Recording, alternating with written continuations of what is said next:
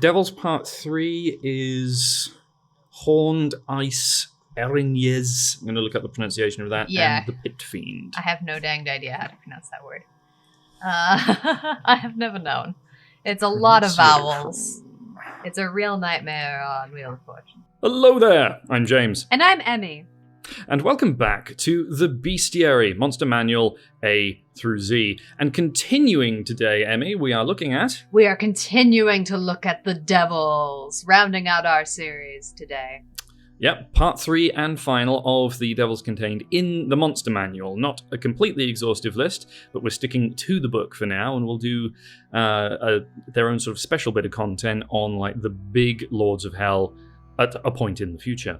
But kicking off with this particular strata, we have the Horned Devil. Honestly, in terms of the artwork, one of my favourites, partly because it looks like it's been taken straight off a Black Sabbath album cover. It really is a hyper-classic design. You can see here in the art, this guy looks straight out of one of those really silly medieval drawings. You can see the inspiration, and absolutely the inspiration that's been drawn from those same arts that you see in a lot of modern metal things. Yeah. Oh my god, look at this guy. Look at the expression on his face. He's so grumpy. So in terms of the pose and the facial expression, I think the art really well captures the characterization of these monsters, because the book talks about how they are lazy to the point of belligerence, and that they will only sort of act out of aggression and fury when they have been interrupted in their sloth. He just looks grumpy and like he does not wish to be bothered. He's really been interrupted by you right now. You have waltzed into his chamber, and how dare you? And the way he's leaning back again, too. I know he's kind of leaning into his wings a little bit here, but you can almost see that there's a laziness to it. He doesn't seem to really be flying anywhere. It's implied in the art here that there's almost something behind him, and all of his weight is up against it. He doesn't even have to be bothered to stand for you. I love the extreme symmetry of him with the horns, with the secondary set of horns, his ears, his wings. Everything about him is orderly and strong looking. Again, reflects quite well their role that these guys play within the armies of hell. They are flying, powerful infantry, essentially. I wouldn't want to mess with him. Pretty cut, got some good definition going on there. Clearly working on his six-pack. He's definitely a vain creature who has taken time to himself, but primarily so you won't mess with him. And really, why would you want to? He is nonetheless, though, terrifying. Once he does decide to stand up and actually fight you, this guy is miserable to fight. We really do, at this point, see the level difference in a challenge rating. He's an 11. We are really starting to see that if you're an adventurer at this level, it's not just about, well, it deals damage and then it deals damage and then it deals damage and then it deals damage. This guy starts to deal stacking damage. You actually have to use some strategy with him, and it's really reflected in the way that his stat block works, mostly in that tail. Yeah, that tail attack, a DM that is going to be playing this creature smart, and it's not stupid, it's not incredibly intelligent, but it's going to know how to play to its strengths. This is a creature that's going to focus in on one player and try and just stack that damage, especially with that tail attack. The more it hits you, the more damage it does.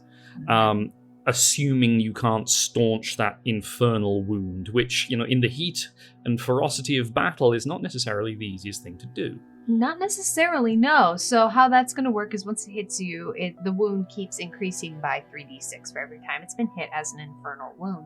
It can be stopped with a medicine check or with healing magic, and the healing magic, I imagine, depending on your party comp, is a little bit more likely, but either way, you're going to have to stop combat for a round in order for this to stop. So he's going to be doing that probably to somebody else while you take a minute to stop this wound from bleeding. And if he does start to get into multiple members of the party, if you have 2 or 3 people bleeding like this, that's going to really start to hurt. There's a timer on this guy. You've got to get him down and fast, and he's just not that easy to get down and fast. Yeah, and this is kind of the level of play, as we were talking about, where in 5th edition you can have certain characters kind of become just pits of hit points, and it becomes, with some fights, just a kind of, he hits you, you hit him, and who can reduce to 0 hit points the fastest. With this kind of level, with these kinds of monsters, you've got to play it smart, you've got to play it tactically, because as you say, okay, if you can stop it on one player, who's to say that he is not then off lashing his tail into another? And it kind of does become a race against time, and you've got to stop him before he starts dishing out that ever-increasing damage. Mm-hmm. And it's not just even that, too, because he's hitting you with 3 attacks at once. He's got his fork, he's got his tail. He can also hurl flame at you. He's got a bunch of resistances, a bunch of immunities. This guy's not going anywhere fast. So even at challenge rating 11, considering the nature of this guy and the nature of his character, hopefully you're only fighting one.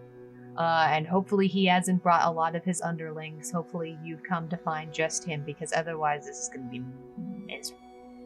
Yeah, and with that fly speed, 60 feet, God, he could well just sit up there in the air, lobbing fire at you, and there's not a whole lot you could necessarily do about that. Yeah, he could just decide to be super lazy and not even bother with you until he's taken enough damage that he has to come down.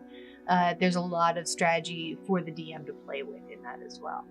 Yeah, and I think possibly, returning briefly to the art, on top of his stats, his abilities, fun to play, possibly my favorite thing about this guy, little detail that we've both noticed, the Horned Devil's throwing up the horns. Mm-hmm. Yep. This is so funny to me and so goofy. I know we both noticed it almost right away. We were like, oh my god, look at that. That's so funny. Why is he doing it? To make us happy, one hopes. I'm gonna guess he's a Tenacious D fan. Moving on to a devil that we struggled to learn how to pronounce. We sure did.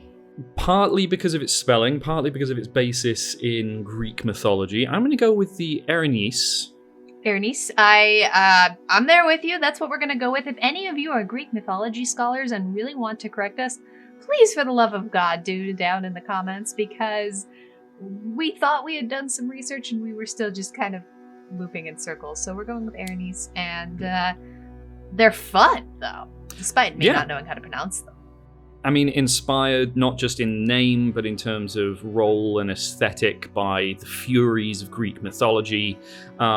These are enforcers and kind of almost like Hell's bounty hunters. Yes, they are there to punish. They are there to enforce the will of Asmodeus personally. They are there to drag people back, drag people down.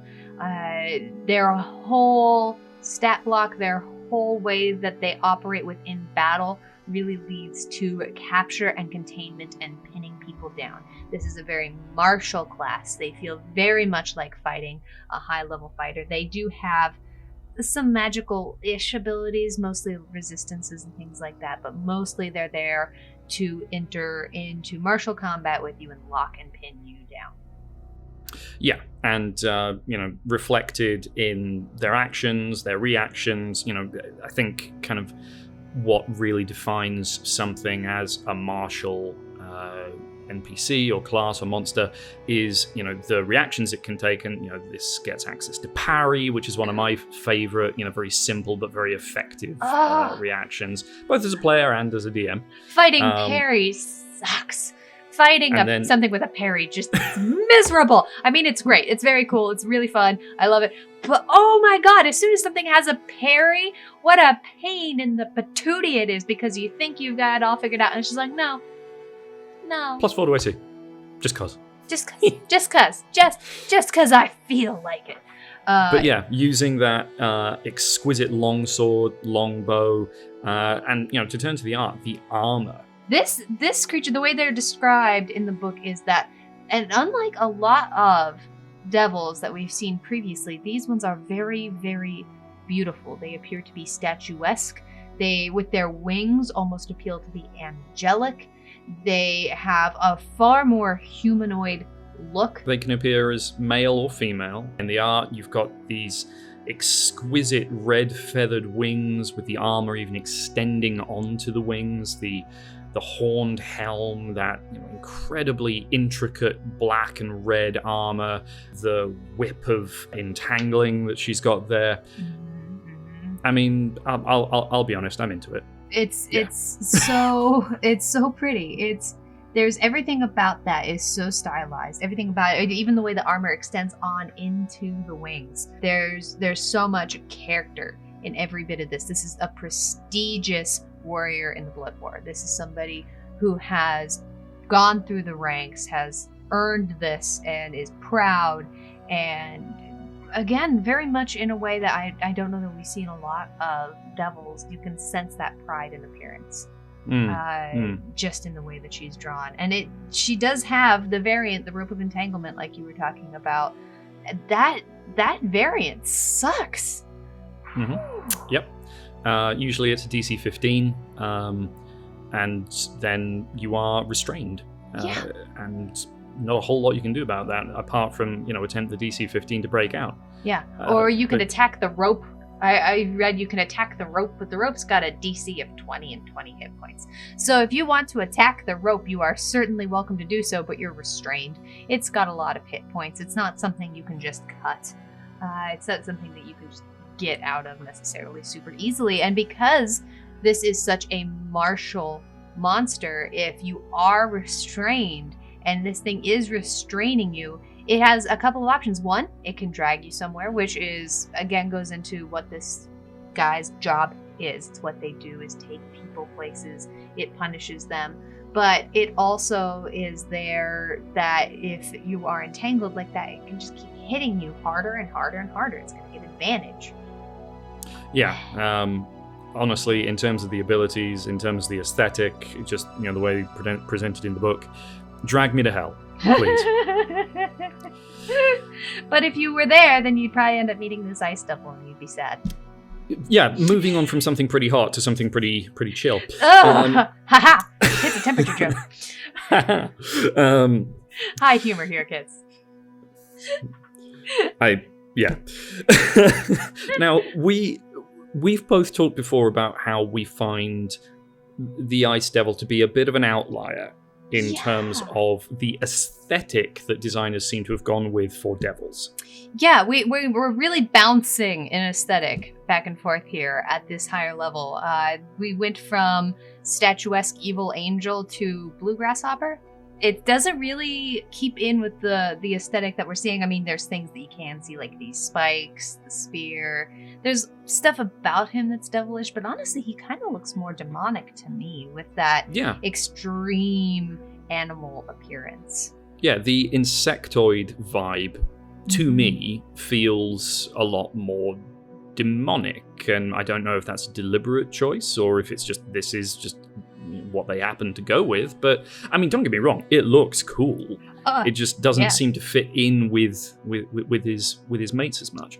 I completely agree. And if you happen to know more about the story of the history of the Ice Devil within D&D, once more, tell us in the comments down below. But yeah, this guy, everything about him feels a little bit odd. He's very cool.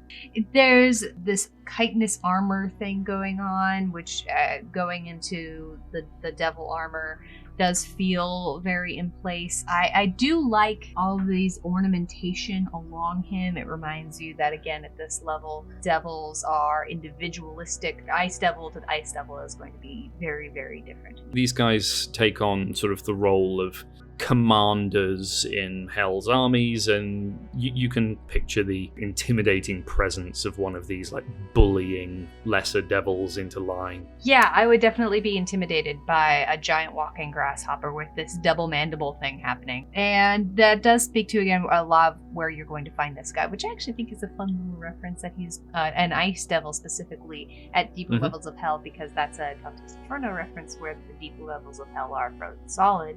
But this guy is somebody that you're going to almost certainly encounter if there's an incursion on the material plane. If this guy's showed up, it's very, very bad. Or you're going to be experiencing this guy in deeper levels of hell because they are there to guard and enforce higher devils almost exclusively. They're there to serve Pit Fiends and Dukes and Duchesses of Hell. Mechanically, one of the things I find most interesting about this dude, and interesting to the extent that it takes up almost half of the actual stat box, is the Wall of Ice ability. Because with a lot of creatures, their sort of once-a-day abilities or recharge abilities, like a Dragon's Breath weapon or like an Aboleth's Enslave ability, they tend to do like a thing. Like it's damage or like a status effect, like paralyzed or like a bit of both. But this has like stages to it. You've got the initial DC 17 Dex save for this 30-foot long, 10-foot high, or hemispherical dome of ice that then inflicts 10d6 cold damage on a failed save. But then if you destroy part of it, it like leaves behind this frigid cold air that in order to pass through is a DC 17 con save to avoid taking 5d6 damage from that. And like that kind of stages of an ability thing, depending on how you interact with it, I think it's really cool. And honestly, I'd like if more creatures had like this kind of multi-stage element to them. I think it is such a unique thing that we haven't really seen something exactly like this in the Monster Manual as we've gone through it so far. I do love that it makes you make 2 different kinds of saves. The stat is really, really high. And it goes back to something that you and I have both talked about that we really enjoy with our monsters, especially at this higher level, which is manipulation of the environment. So no matter what you do, I mean, it's a foot thick wall, and it recharges on a 6, which is, a hard recharge, but it's still possible. So you're either, depending on what he's doing, going to be running into basically the Tron cycle situation where there's just a bunch of giant walls that'll kill you if they land on you, or you're going to end up with a little Thunderdome. And either way, you're stuck in there with an Ice Devil. It's miserable. Yeah, and like it lasts for, I think, up to a minute. So, really, honestly, it's probably not going to need to recharge it because that's going to be most of, if not the entire fight. Yeah, a minute in fight time is forever. That's 10 rounds with an Ice Devil. 10 rounds with an Ice Devil behind the wall. Will you escape? Maybe. Yeah. Don't know. I mean, I know that with certain kind of very high-level encounters in Mythic Odysseys of Theros, they're starting to introduce this kind of stages of a fight element. So I think things are perhaps starting to move in that direction, which I think is, a good thing. Because it, kind of moves away from that kind of 5th edition problem of things just become like buckets of hit points, essentially. Not that I'm complaining, it's a very minor thing. But yeah, it's a good thing to introduce. Probably my favorite thing about the Ice Devil. Yeah, oh yeah, we can always grow and be cooler. And then we go into the last of our devils in the Monster Manual. The nastiest. The most powerful. Most powerful even than the most powerful demon in the Monster Manual. Despite being smaller, too. Yes, the Pit Fiend. He's smaller, but more powerful than the Balor. Challenge rating 20. And I know that the Balor is 19. There's a significant difference between 19 and 20. It is not the same difference between 4 and 5. That's... Yeah. And his stats, the lowest one is 14. Most of it's like 18, 20, 26 strength. He's a literal monster. This art, I love. There's almost something in this art that almost looks shadowy and intangible. He's so hidden in darkness. I was going to say the exact same thing. Most art you get in this, it's a depiction of the thing. He's almost half wreathed in shadow, which really highlights those kind of points of light in his eyes. Just, this guy is terrifying. He is. The teeth, they're huge. He looks like he's stepping out into this light, even though he's large. Almost seems like he's coming at you through the darkness. The mace he's holding is probably the size of you. He's got these giant wings. He looks strong. He looks naturally armored. I know that he's not hot in the same way that the Balor is, but he is scary to be next to in his stat block. Then we'll get there in just a second. But that fear radiating off of him, it's visible. One of the, I think, most plain scary looking ones that you get in here, because take things like the Bone Devil. You look at that and obviously it's horrific looking, but it's to the point where my reaction is like, oh cool, rather than that's scary. Like this thing just looks like pure distilled hate and rage. This is the incarnation of hell, and you feel it looking at it. And like we were saying, that does play with his stats. The big thing that I noticed when looking at him was the fear aura. It's a 21 wisdom save if you start within 20 feet of the Pit Fiend. And that's awful. Primarily because the people that's going to hit are your martial fighters. And your martial fighters, unless the monk is there, the monk is the only person making Wisdom's not going to be their wisdom's not going to be their forte. No, and you're not going to have a proficiency in that saving throw. So the chances of you making a 21 are not high. So if you are just sitting there with your really big bastard sword and all you want to do is hit this guy, too bad. It's going to take you probably 3 or 4 turns to make that save, and you're going to have to get lucky to do it. I mean, once you've made it, you don't have to make it again for another day, but still, that's miserable.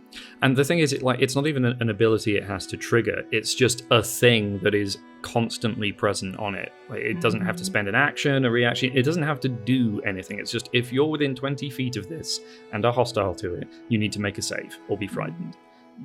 It's just innate to it. And that's, again, it goes back to the malevolence that really bleeds out of this thing. It's telepathic, it's malevolent, it's coming at you with all of that, and you can feel it in your bones. I know this is another weird thing that we both were noticing, is they can cast fireball as a I was going to say, speaking of innateness, at will fireball. Oh god. And I mean, I know that, if you're level 20, it's a level 3 spell. Level 3 fireball never doesn't suck. And especially since this guy is a Pit Fiend, you're very likely to be fighting this guy only. I mean, you might get through some of his minions and stuff in the way, but when you're getting that close to him, you're probably fighting this guy. And if you are, all of you, fighting this guy, he's going to hit all of you with fireball. Yep. All the time. I don't care how high level you are, nobody gets hit with a fireball and thinks, oh, that's fine. No. No, it is never not miserable. This is such a miserable creature. It's got a 3-day wall of fire, again, talking about things that can just ruin your day when they just sprout up from the ground. So it can mess with your tactics, how you're using the environment, and then this poison. Yeah. Poisonous bite attack. Another DC 21. Oh my god. Yes, it's miserable. So yeah, he can make 4 attacks, bite, claw, mace, tail. And that bite, again, you can tell that that's the scary one because it's got that big stat block explaining all of the rules. And it's not just poisoned in your regular good old level 5 poison. I can't, attacks at disadvantage and stuff. Oh, that sucks. No, this is like you've got acid for blood now.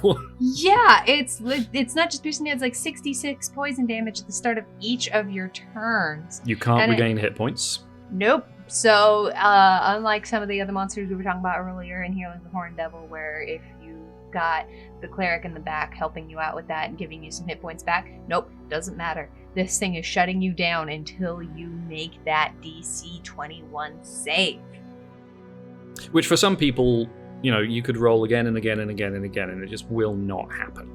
No, this is absolutely a character killer, because it'll just whittle things away. And honestly, that might almost be like the best case scenario, because then at least the cleric could just go, okay, I'm bringing you back now. Because, it would stop the fight, but at the very least you're not just sitting there all miserable. I don't know. This guy is so impossibly hard to fight that I literally don't necessarily have a concept for how to fight this guy. Yeah, no, we're both pretty experienced players, and I don't think either of us have ever fought something like this. No, this is so outside of my realm.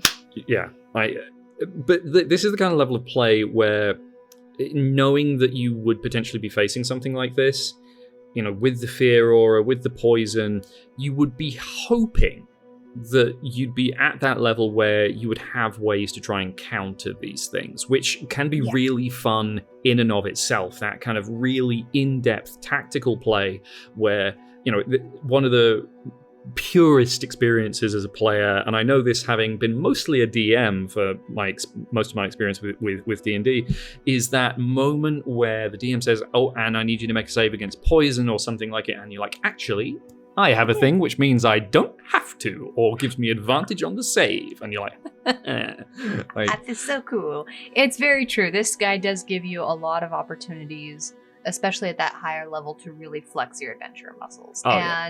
This isn't something that comes out of nowhere. This guy is a big bad evil guy. If he's not the big bad evil guy, he's probably standing in front of it.